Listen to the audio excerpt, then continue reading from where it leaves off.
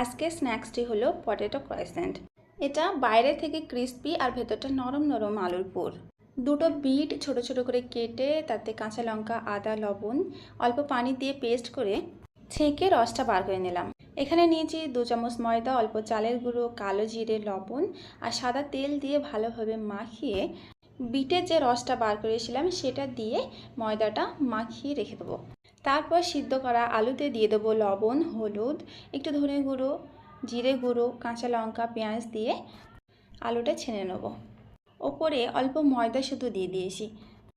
আবারও ভালোভাবে আলুটার সাথে মাখিয়ে রেখে দিলাম।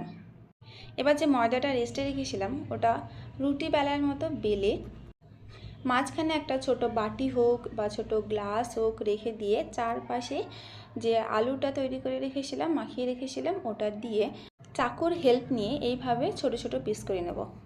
তারপরে হাত দিয়ে এরকমভাবে মুড়িয়ে রেখে দেবো। প্রতিটা একই রকমভাবে হাত দিয়ে মুড়িয়ে থালায় সাজিয়ে রাখলাম।